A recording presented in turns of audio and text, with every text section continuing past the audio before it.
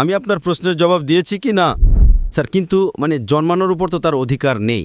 আপনি YouTube influencer, million million follower আছে। সরিয়ে দিয়েছে কেন? আমি বললাম ভাই টিকটকার আমার শত্রুতা, কিন্তু তার জন্য বেশি মুশকিল হবে তাই না, যে খ্রিস্টান হবে তার জন্য। আপনার যে টাকা আসে কি ইউটিউব থেকে? অবশ্যই আসে, আমি তো টাকা নেই না। আসসালামু আলাইকুম, আমার নাম আব্দুল বাসিত রিন্দ। আমি একজন সোশ্যাল মিডিয়া ইনফ্লুয়েন্সার।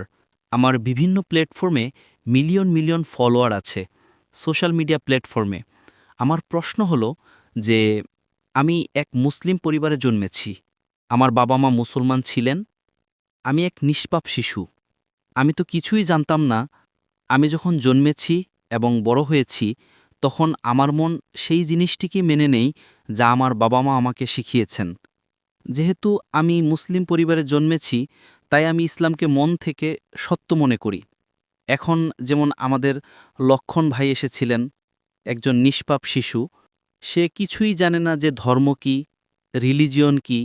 আর সে যদি খ্রিস্টান পরিবারে জন্মায় বা হিন্দু পরিবারে জন্মায়, তো সে সেই জিনিসটাকেই ফলো করে, সেই জিনিসটাকেই তার মন মেনে নেয়, যা তার বাবা মা তাকে শিখিয়েছেন এবং তার মনে ঢুকিয়েছেন। তো সে যদি খুব ভালো একজন মানুষ হয়, সে খুব ভালো একজন মানুষ, সে মানুষের সাহায্যও করে, খেয়ালও রাখে, খুব ভালো মানুষ। কিন্তু যদি সে এই অবস্থায় মারা যায়, তাহলে কি সে জাহান্নামে যাবে না জান্নাতে যাবে? যদি জাহান্নামে যায়, তো এটা কি ন্যায় না অন্যায়? ভাই সাহেব, আপনার নাম কি বলেছিলেন? আব্দুল বাসিত রিন্দ। আব্দুল বাসিত বাসিত রিন্দ। রিন্দ। রিন্দ একটি বেলুচি জাতি। রিন্দ। যে রিন্দ। আব্দুল কাদির ইসলাম আব্দুল বাসিত। হুম। শেখ আব্দুল বাসিত ভালো কারি ছিলেন মাশাল্লাহ। ভাই আব্দুল বাসিত খুব ভালো প্রশ্ন করেছেন। বলেছেন আমি মুসলিম পরিবারে জন্মেছি, আমার বাবা মা মুসলমান ছিলেন, আলহামদুলিল্লাহ আছেন। না, আপনি ছিলেন বলেছেন, কিন্তু ভুল হয়ে গেছে। মুসলমান আছেন, যা তারা শিখিয়েছেন আমি কবুল করেছি। আমার লক্ষণ ভাই হিন্দু ছিলেন, হিন্দু হয়ে গেছেন। আব্দুল বাসিত বলেছেন যা আমার বাবা মা বলেছেন আমি মেনে নিয়েছি। আব্দুল বাসিত সাহেব, যদি আপনার বাবা মা আজ বলেন 2 আর 2 5, আপনি মানবেন? মানব না। তো এই বলা যে যা বাবা মা বলেছেন আমি মেনে নিয়েছি, সঠিক নয়। যখন আপনি শিশু ছিলেন তখন হয়তো মেনে নিতেন, ঠিক 2 বছর বয়সে মা বললেন 2 আর 2 5, তখন আপনি হ্যাঁ বলবেন, ঠিক কিনা? আজ বললে কি আপনি মানবেন? মানব না। Very good. তো ইসলামের এই কথা আল্লাহ রাসূল সাল্লাল্লাহু আলাইহি ওয়াসাল্লাম বলেন যে যতক্ষণ শিশু প্রাপ্তবয়স্ক না হয় ততক্ষণ তাদের উপর কলম লেখা হয় না, অর্থাৎ সে নিষ্পাপ। যদি লক্ষণ যে এখন প্রাপ্তবয়স্ক 25 বছর, 30 বছর, 35 বছর, জানি না, এখান থেকে দূরে দেখা যাচ্ছিল না, কিন্তু প্রাপ্তবয়স্ক তো, তাই না? যদি কোনো অমুসলিম হিন্দু পরিবারে জন্মায় বা খ্রিস্টান পরিবারে জন্মায় এবং প্রাপ্তবয়স্ক হওয়ার আগে 10 বছর বয়সে বা 8 বছর বয়সে তার মৃত্যু হয়ে যায়, তাহলে সে জাহান্নামে যাবে না, কারণ সে নিষ্পাপ। আপনি বুঝছেন? হ্যাঁ। কিন্তু একজন মানুষ যখন প্রাপ্তবয়স্ক হয়ে যায় তখন সে দায়ী। বাবা মাকে দোষী করা যাবে না। আজকের তারিখে আমি আপনাকে জিজ্ঞেস করেছি আপনার বাবা মা বলবেন 2 আর 2 5, আপনি মানবেন? আপনি বলেছেন না। তার মানে আজ আপনার বাবা আপনার মাতা যদি কোনো ভুল কথা বলেন, আপনার জ্ঞান বুদ্ধি এসেছে, আপনি কিছু কিছু ক্ষেত্রে ভুল জিনিসটা মেনে নেবেন, কিন্তু বেশিরভাগ ভুল জিনিসটাই মানবেন না। আপনি আপনার বাবা মাকে ভালোবাসেন, বাবা মাকে ভালোবাসেন, তার মানে এই না যে আপনি তাদের বিরুদ্ধে। কিন্তু এখন আপনি প্রাপ্তবয়স্ক হয়ে গেছেন, বুঝলেন তো? এই বলা যে কারণ বাবা মা, কোরআনের আয়াত এটা যে কাফের, এটা বলতে পারবে না যে তাদের বাবা মা কাফির ছিলেন, এটা যথেষ্ট নয়। কোরআনের আয়াত এটা।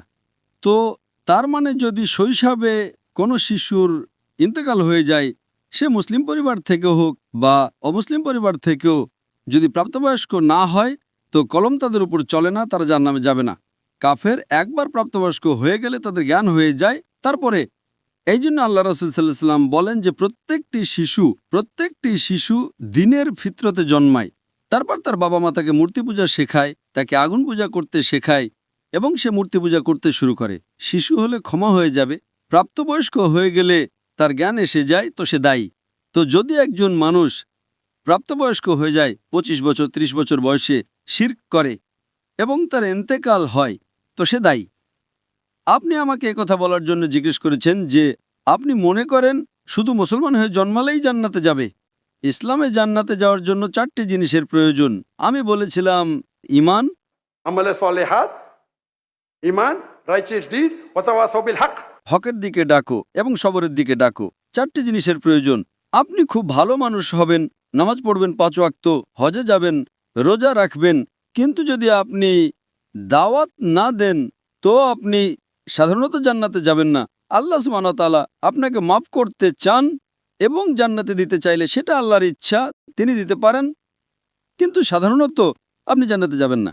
একইভাবে অনেক অমুসলিম মুসলমান হচ্ছে লাখো লাখো সংখ্যায়।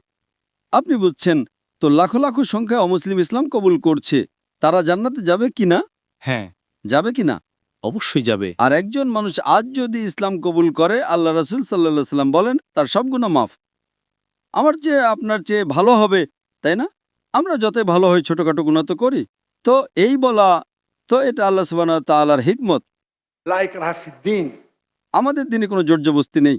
আপনি বলবেন না, কিন্তু চান্স আছে যে সে অমুসলিম হয়তো জন্মেছে, তো ইসলাম করার চান্স কম। একদম সঠিক, কম। মুসলমান হওয়ার পরেও আজকের অবস্থা দেখে কি মনে হয় যে আমরা জান্নাতে যাব? সে মহিলা কি বলছিল যে শিশুকামিতা করে জান্নাতে যাবে? আপনার কি মনে হয়? সেটা তো আমাদের ইসলামিক শিক্ষায় নেই, একদমই না। কিন্তু জান্নাতে যাবে কি? সে মুসলমান যদি নিজেকে মুসলমান বলে আর পেডোফিলিয়া করে, জান্নাতে যাবে? একদম না।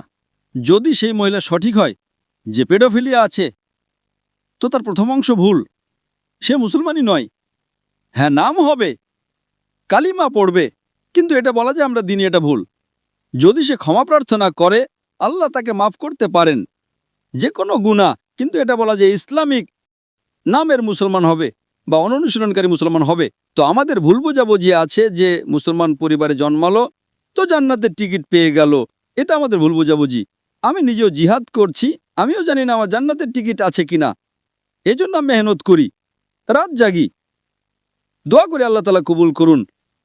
আল্লাহ রাসূল সাল্লাল্লাহু আলাইহি সাল্লাম প্রতিদিন 70 বার ইস্তেগফার করতেন। কতবার?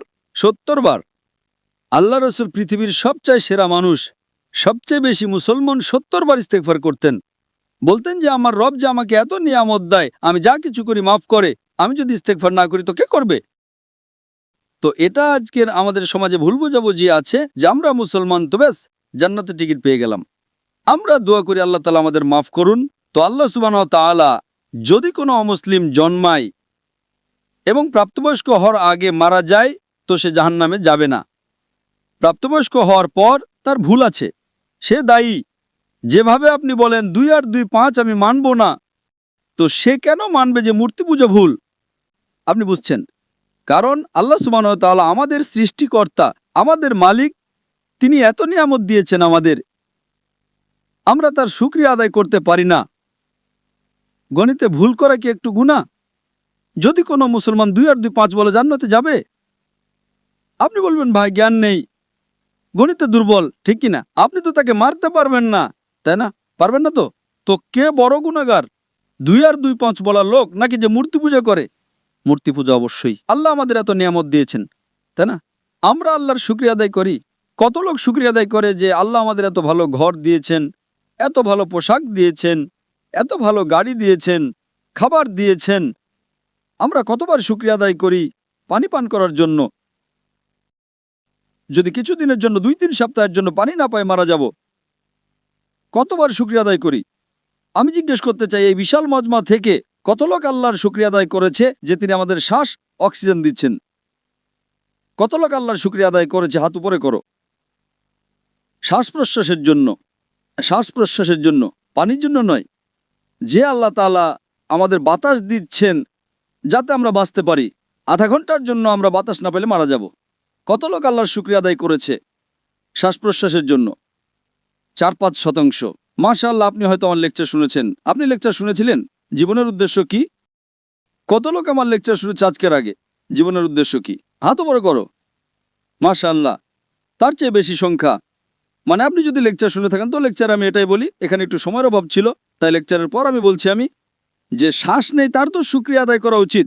তো আমরা কত অকৃতজ্ঞ। আল্লাহ তাআলা বলেন, যখন আল্লাহ তাআলা আপনার সব মুশকিল দূর করে দেন আপনি আল্লাহকে ভুলে যান, মুশকিল এলে আবার আল্লাহকে স্মরণ করেন। তো আপনার প্রশ্ন সম্পর্কে যদি একজন অমুসলিম প্রাপ্তবয়স্ক হয়ে যায়, হওয়ার পর তার ক্ষমা নেই, হওয়ার আগে ক্ষমা আছে। স্যার, আমি ভাগ্যবান যে আমি মুসলিম পরিবারে জন্মেছি, কিন্তু তুলনামূলকভাবে যদি কেউ খ্রিস্টান পরিবারে জন্মায়, তো এটা তো তার ভুল নয় যে সে ওই পরিবারে জন্মেছে, তার জন্য তো বেশি মুশকিল হবে, তাই না? ভাই সাহেব, আপনি আমার প্রশ্নের জবাব শুনেছেন কি শোনেননি? হ্যাঁ, অবশ্যই শুনেছি। আমি এর জবাব দিয়েছি কি না? স্যার, কিন্তু জন্মানোর উপর তো তার অধিকার নেই। সে মুসলিমও হতে পারে এবং অমুসলিমও হতে পারে। আপনি আমার জবাব শুনেছেন কি শোনেননি? শুনেছি, অবশ্যই। আমি আপনার প্রশ্নের জবাব দিয়েছি কি না? দিয়েছেন, অবশ্যই। তো দিয়েছি, তো আবার কেন পুনরাবৃত্তি করছেন?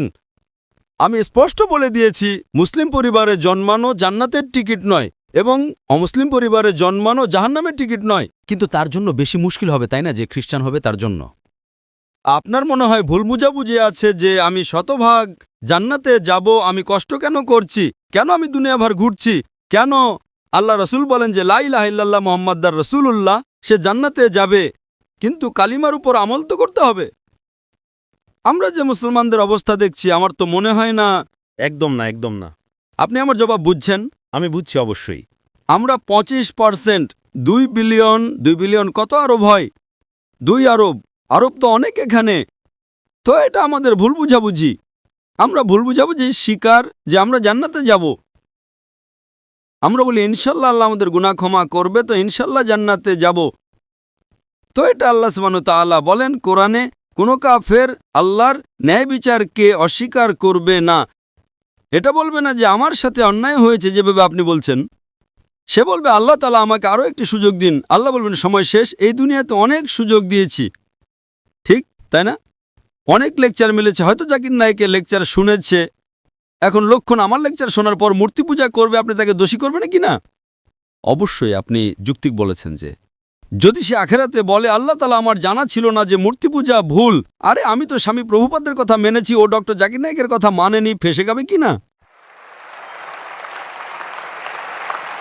আর হয়তো আপনি জানেন না ডক্টর জাকির নায়েকের কথা আজকের তারিখে কোটি কোটি অমুসলিম শুনে, কোটি কোটি। সুবহানাল্লাহ, আলহামদুলিল্লাহ। তো যদি আমার কথা আমি বলি যে আমি খুব মহান, আমি ছোটখাটো একজন দায়ী, আল্লাহকে বলি, তো আমাদের এই কর্তব্য যে কোনো অমুসলিমকে পাই তাকে বলো। আপনি কত অমুসলিমকে দাওয়াত দিয়েছেন? আপনি ইউটিউব ইনফ্লুয়েন্সার। আমি আপনার ব্যক্তিগত জীবনে যেতে চাই না। ইউটিউব ইনফ্লুয়েন্সার ভালো হয়, খারাপও হয়, ইসলামিকও হয়, গায়ের ইসলামিকও হয়। আমার ইউটিউবারদের সাথে চ্যাট হয়েছিল, পডকাস্ট, ঠিক তাই না? তো এই জিনিস যে আপনার দেখা উচিত। আপনি ইউটিউবার, আমিও ইউটিউব ইনফ্লুয়েন্সার। আপনার কত মিলিয়ন আছে ফেসবুকে? टिकटॉक पे 3.7 मिलियन है। টিকটক তো আমাকে ব্যান করে দিয়েছে, কারণ আমি আমার চীনা ভাইদের পক্ষ থেকে কি করেছি, আমাকে ব্যান করে দিয়েছে। তো এক মোটে গভর্নরের ছেলে, আমার ছেলে পরশু আমার ভিডিও নিয়েছে, পডকাস্ট নিয়েছে, বলল আব্বা 1.5 মিলিয়ন পৌঁছে গেছে, মর্নিংয়ে আউট। বলল আরে সরিয়ে দিয়েছে কেন? আমি বললাম ভাই টিকটক আর আমার শত্রুতা, আমার টিকটকের সাথে শত্রুতা নেই, টিকটকের আমার সাথে শত্রুতা আছে। আপনি বুঝলেন তাই না? আপনার 1.5 মিলিয়ন কয়েক ঘন্টার মধ্যে, তাদের ছেলের 1.5 মিলিয়ন টিকটকে ফলোয়ার অনেক, কিন্তু ভিডিও সরিয়ে দিয়েছে। যারা উইঘুর মুসলিম তাতে সমর্থন করেছি, আপনিও সমর্থন করবেন, আপনাকেও ব্যান করে দেবে। তো সামলে থেকো। আপনি বুঝলেন তাই না? অবশ্যই। আচ্ছা, আমি তো টিকটকের নই। আপনার ফেসবুকে কত ইনফ্লুয়েন্সার আছে, কত ফলোয়ার আছে? ফেসবুকে প্রায় 1.5 লাখ হতে চলেছে। 1.5 লাখ হতে চলেছে। আমার এখন 24 মিলিয়ন হয়েছে 2 দিন আগে, আলহামদুলিল্লাহ। 24 মিলিয়ন। তো আমিও সোশ্যাল মিডিয়া ইনফ্লুয়েন্সার, তাই না? অবশ্যই। আপনার ইউটিউবে কত? ইউটিউবে 265,000। 265,000, মাশাআল্লাহ। আমার 4 মিলিয়ন এখনই হয়ে গেছে 2 দিন আগে। মাশাআল্লাহ। আমিও ইউটিউব ইনফ্লুয়েন্সার, তাই না? অবশ্যই। তো আমার পেশা হলো YouTube influencer, Facebook influencer, social media influencer, lecture influencer, মানুষকে আল্লাহর দিকে প্রভাবিত করা, ঠিক কি না? অবশ্যই। এখন আপনার ইউটিউব ইনফ্লুয়েন্সার হওয়ার বিষয়টা কি? Influencing towards what? Blogging. Blogging. কিন্তু ব্লগিংয়ের মাঝে চেষ্টা করি যে জ্ঞান কখনো অর্জন করি আপনার ভিডিও থেকে, ডক্টর ইসরা সাহেবের ভিডিও থেকে চেষ্টা করি কিছু। মাশাআল্লাহ, কিন্তু সাইট তো ব্লগিংই, তাই না? অবশ্যই। আমি আমার মেডিকেল পেশে ছেড়ে দিয়েছি। তো এটাই তো, যদি আপনি ইনফ্লুয়েন্স করবেন ব্লগিংয়ের দিকে, তার চেয়ে ভালো আল্লাহর দিকে। আপনার ফলোয়ার্স যদি অর্ধেকও হয়ে যায়, 10%ও, আমার আপনার কাছে অনুরোধ, আমার আপনার কাছে আবেদন যে আপনি ইসলামিক ইউটিউব ইনফ্লুয়েন্সার হন। হয়তো আপনার ফলোয়ার্স 4 মিলিয়ন থেকে 1 মিলিয়ন হয়ে যাবে। আপনার যে টাকা আসে কি ইউটিউব থেকে? অবশ্যই আসে। আমি তো টাকা নেই না। আমাকে বলে আপনি যদি ফেসবুকে অ্যাড নেন আপনাকে $50,000 প্রতি মাসে মিলবে। আরে ভাই, আমাকে জান্নাতে যেতে হবে। $50,000 আপনি আমাকে $50 মিলিয়ন দেবেন তো আমি অ্যাড দেব না? বেশিরভাগ সোশ্যাল মিডিয়ায় অ্যাড দেওয়া হারাম। আপনার চ্যানেলে মেয়ে আসবে, ছোট ছোট পোশাকে আসবে। আরে কেন আমাকে জাহান্নামে নিয়ে যাবে ভাই? আমার ইউটিউব সোশ্যাল মিডিয়ায় নো মনিটাইজেশন। কখনো কখনো কেউ স্ট্রাইক করেছে, যদি আমি অডিও ব্যবহার করেছি অনুমতি নিয়ে তার ম্যানেজারকে জানা না থাকলে, তো কখনো ভুল করে অ্যাড চলে আসে। আমার হিসাব অনুযায়ী আমিও সোশ্যাল মিডিয়া বিশেষজ্ঞ। মাশাল্লাহ। নো ব্লগিং, শুধু আল্লাহর দিকে প্রবেশ। মাশাল্লাহ। আর দরকার নাই আল্লাহ তাআলা আমাকে প্রতিদিন লাখো দেন, তো কেন আমি ইউটিউব থেকে নেব ভাই? ইউটিউব থেকে হারাম কামাই। ইউটিউবের অ্যাড থেকে যদি আপনি কামান, ওই অ্যাডে মেয়ে আসবে, এটা আসবে, ওটা আসবে। আপনি হয়তো অ্যালকোহল অ্যাডকে ব্যান করবেন, কিন্তু মেয়েদের তো ব্যান করতে পারবেন না, তাই না? পারবেন কি? পারবো না। আমাদের সমাজে পেডোফিলিয়া ছড়াবে কার কারণে? আপনি বুঝছেন তাই না? প্রত্যেক মানুষ মনে করে আমি তো ইসলামিক। ইউটিউব ইনফ্লুয়েন্সিং খুব কম, কামানো তো ছেড়েই দাও। আমি কামাতে পারি, 24 মিলিয়ন ফলোয়ার আছে, ঠিক তাই না? আমার কপি কেউ করতে পারে বিনামূল্যে। আমার ইউটিউবের মাধ্যমে কত লোক $10,000 $50,000 প্রতি মাসে কামায়। থাম্বনেলে কি দেয়? মেয়ের ছবি দিয়ে দেয়। আমার এতে লাখ লাখ, তার উপর 2 মিলিয়ন। আমি সব কামাবো, তাই না? সে কি কামাবে? টাকা। টাকা আর নরক। আমি বললাম নো কপিরাইট, টাকা তুই কামা ভাই, আমাকে সব কামাতে দে। আমি হিট করব না, তার টাকা আমার কাছে চলে আসবে, ঠিক কিনা? আমি বলি নো কপিরাইট, আমার ভিডিও নাই, কিন্তু আমি কি বলি? আমার ভিডিওর উপর শ্যাডো ব্যান। শ্যাডো ব্যান জানেন তো? না, শ্যাডো ব্যান। আমি বললাম ভাই কাজ করো, টাকা কামাও, আমাকে সব পেতে দাও। আমি রিলস করি, আমার ভিডিও প্রথমে 100,000, 1 মিলিয়ন, এখন 2,000, 3,000, এখন পাকিস্তানে মাশাল্লাহ বেড়ে গেছে 1 লাখ, 2 লাখ হয়ে গেছে, কারণ হিট অনেক। তো আমি বলি ভাই তোমরা টাকা কামাও, আমাকে সব কামাতে দাও। আমরা সোশ্যাল মিডিয়া বিশেষজ্ঞ। কিভাবে থাম্বনেল বানাতে হয়, ফেসবুকের মধ্যে কি পার্থক্য, আমি বলি আমি আল্লাহ ইনফ্লুয়েন্সের, আল্লাহ কেন্দ্রিক। আমার আপনার কাছে অনুরোধ, আমার আপনার কাছে আবেদন, আমি ভালোবাসার সহ আমার ভাই আব্দুল বাসিত, আল্লাহর দিকে লোক। আল্লাহ যদি আপনাকে হুনর দিয়েছেন ইনফ্লুয়েন্স করার, আল্লাহর দিকে ইনফ্লুয়েন্স করো। ইনশাল্লাহ আপনার ফলোয়িং ডবল ট্রিপল হয়ে যাবে ইনশাল্লাহ। আল্লাহর তৌফিক দিন। আর আল্লাহ তাআলা আপনাকে রিজিক দেবেন, যে রিজিক আপনার এতে আসবে কেউ বের করতে পারবে না। আল্লাহ দেখেন হারামের রিজিক না হালালের রিজিক। আপনি মনে করেন যে আপনি অ্যাড বন্ধ করে দেবেন তো রিজিক বন্ধ হয়ে যাবে, অ্যাড বন্ধ করো রিজিক ডাবল হয়ে যাবে ইনশাআল্লাহ। আল্লাহ তাআলার অনেক দরজা খুলবে। আপনি বললেন আপনি আমার দ্বারা ইনফ্লুয়েসড হয়েছেন, একদম সঠিক। টোটালি ইনফ্লুয়েসড হননি। যদি টোটালি ইনফ্লুয়েসড হতেন তো ইনশাআল্লাহ আপনি ডক্টর ইসরার আহমদ দ্বারা ইনফ্লুয়েসড হয়েছেন। আপনি যদি ডক্টর ইসরার আহমদকে বলেন আমি ব্লগিং করছি, খুশি হবেন? একদম না। আল্লাহ আপনাকে হিদায়েত দিন, আল্লাহ আপনাকে প্রতিদান দিন। আপনি ভালো কাজ করছেন ইনশাআল্লাহ। খালি একটু টুইস্ট নিয়ে আসুন। যে আমার পডকাস্ট করেছে বা যা করেছে আমি তাকে হিদায়েত দিয়েছি। না না ডক্টর সাহেব, আমি তো নতুন চ্যানেল ব্যবহার করেছি। ভালো কথা করো ভাই। একদিনে 1.2 মিলিয়ন। একদিনে কত? 1.2 মিলিয়ন। 1.2 মিলিয়ন ভিউয়ার আমার ছেলে ট্র্যাক করছিল। 2 দিনে 2 মিলিয়ন। এখনই পডকাস্ট মালয়েশিয়া এসেছিল আমার কাছে নেওয়ার জন্যে। হ্যাঁ লোক ভাই, চলো ভাই পাকিস্তানি, মোহব্বত করে আলহামদুলিল্লাহ এখন 5 মিলিয়নের উপরে হয়ে গেছে এক সপ্তাহে। একদিনে 1.2 মিলিয়ন। যে আমিও ভিডিও দেখেছি, ভালো তাই না? ভালো লেগেছে? 1.2 মিলিয়ন একদিনে, 24 ঘন্টারও কম সময়ে, ভালো তাই না? আমি নিজে এটা ভেবেছিলাম যে আপনার অ্যাকাউন্ট শ্যাডো ব্যান, কারণ অন্যদের এত ভিউজ বা দর্শক মিলছে, আপনাকে ততটা। আরে আমার চ্যানেল ব্যান নয়, টিকটকে আমি ব্যান। টিকটকে পুরো ব্যান, কারণ আমি আমার ভাই যারা চিনে তাদের জন্য। আমার মন টিকটক ব্যান করবে, কি যায় আসে, আল্লাহ আমাকে ব্যান না করলেই হলো, ঠিক তাই না?